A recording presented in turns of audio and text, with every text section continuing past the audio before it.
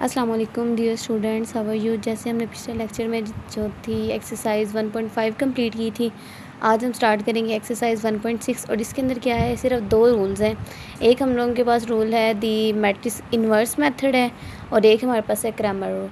हम लोग क्या करेंगे, एक ही क्वेश्चन को लेंगे, उसको पहले हम लोग क्या करेंगे, इन्वर्स मेथड से सॉल्व करेंगे, उसके बाद क्रैमर से। फिर वो देखा जाए आंसर हमारे पास सेम ही आएगा, दोनों में डिफरेंट नहीं आएंगे। लेकिन फिर हम क्या करेंगे, उसी क्वेश्चन को दोनों मेथड से करें, देखेंगे क्या हमने जो क्वेश्चन है वो ठीक सॉल्व किया है या नहीं है। चलिए अब क्वेश्चन की तरफ चलते हैं।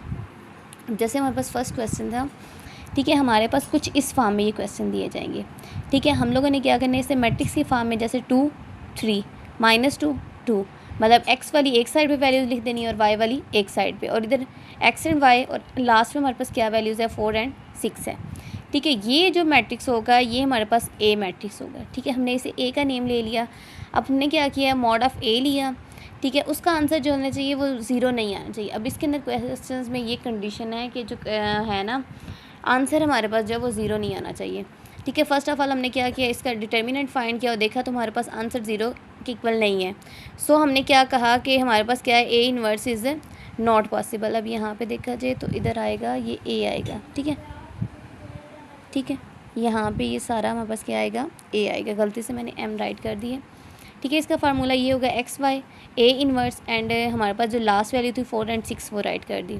ठीक है, ए इन्वर्स फाइंड करें तो वो किसकी इक्वल है, adjoint of A over mod of A. ठीक है, जो इस मैट्रिक्स था इसका हमने एडजॉइंट लिया। एडजॉइंट में क्या करते थे, इन दोनों की जगह चेंज करते थे और इन दोनों के साइन चेंज करते थे, वही हमने लिख दिया। और नीचे हमने डिटर्मिनेंट ऑफ ए का आंसर लिखा, इनको आपस में डिवाइड किया तो हमारे पास ए इन्वर्स ये मैट्रिक्स आ गया।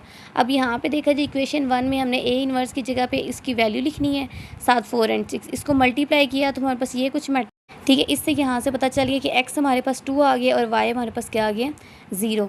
अब इसी क्वेश्चन को हम लोग क्रैमर रूल के हिसाब से सॉल्व करेंगे।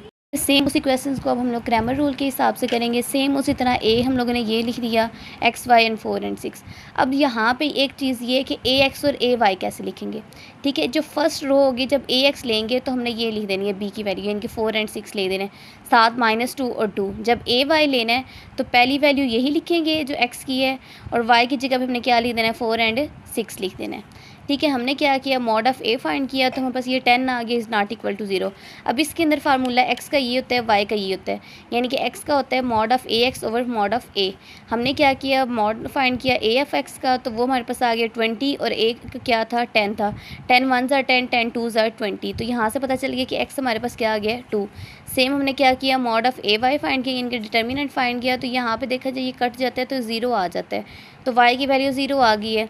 मतलब हमने जैसे पिछला जो मेथड किया था उसमें जो था इन्वर्स मेथड, उसमें भी हमारे पास x की वैल्यू 2 थी और y हमारे पास क्या था, 0, और इस पे भी सेम आ गया। मतलब हम लोग क्या होता है कि इसके अंदर अब हम लोग अपनी मर्ज़ी से कोई भी मेथड लगा सकते हैं। या तो अगर आपको पेपर में दिया जाए कि आप लोग क्रैमर रूल से सॉल्व करेंगे तो आप क्रैमर रूल ही लगाएंगे।